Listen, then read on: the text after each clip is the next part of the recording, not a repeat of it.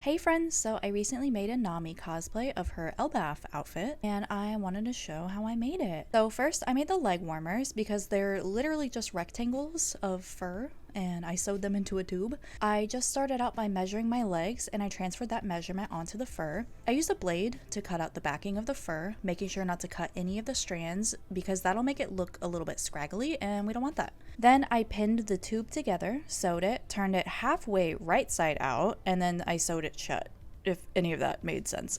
So it's fur on the inside and it's fur on the outside.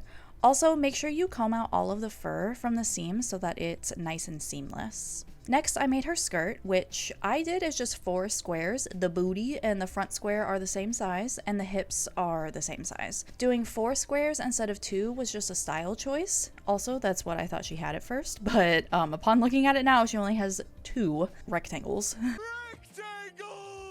So I just thought it looked cute, but yeah, technically she only has 2, I guess. So I used this brown suede and I backed it with some black cotton and I turned it right side out and I pressed it. For the belt, I took 2 long pieces of this pleather, I sewed it together and I added a buckle and then I hand sewed it to the skirt. I did this because I actually velcroed the skirt on instead of using the buckle. She has these gold buttons on the skirt and I actually had the exact amount I needed in my button stash, so I hand sewed those on and then I hot glued the back of them to make sure they didn't pop off. For the random thigh strap, I just took some pleather, sewed 2 pieces together, and I installed a buckle. For her shirt, I changed it up a little bit so it does tie up from the front instead of just being open. It creates more stability for the shirt because it does hold the heavy fur cape and her sword. Also, for me personally, having a tie in the front creates maximum boobage, so that's what I did.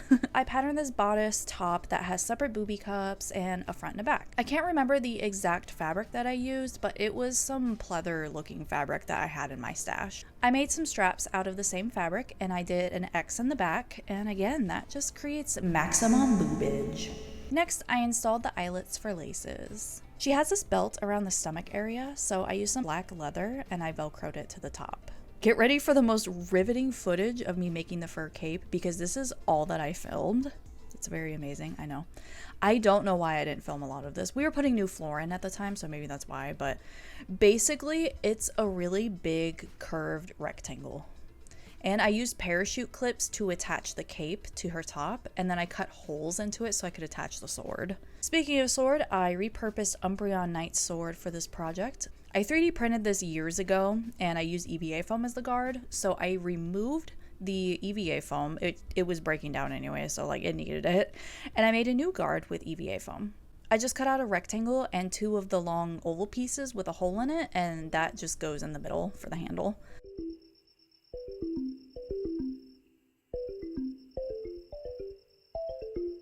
For the scabbard, I traced out the sword, leaving allowance so I could get the sword in and out. And then I cut it out of 6mm EVA foam from the foamery. Next, I just glued the sides together and I used my rotary tool to sand the edges and round it out. Once everything was primed, I hand painted it red and gold. For the handle, I wrapped it with a red satin ribbon. Her wig was really fun to make. I added 2 bubble braids by crimping sections of her hair, and I wrapped rubber bands inches apart and I pulled the hair to gather it up into a bubble, and then I hairsprayed it to keep its shape. I also added some fishtail braids and I twisted her hair. So her hair was a lot of fun. I really liked doing that. For her choker, I had this cute gold ribbon that was the perfect shape. I glued red gems onto gold eyelets and I glued those onto the collar. And it attaches with Velcro. And that's pretty much it. That's how I made this entire cosplay. For her boots, I used Enna's boots actually that I had a really long time ago when I made Enna. So I just repurposed those. Her little fur boot things, they kind of just slip over the shoe and they just sit there. I did install some laces at the top so I could tie it to my legs so that they wouldn't fall down. But yeah, that is pretty much it. That's how I made this costume. So thank you so much for watching and hanging out. And if you like cool creative stuff, then feel free to subscribe. I am also streaming on Twitch again. My Twitch is Forging S'mores and I like to play silly goofy games. So yeah, thanks so much for hanging out and I will see you all later. Bye!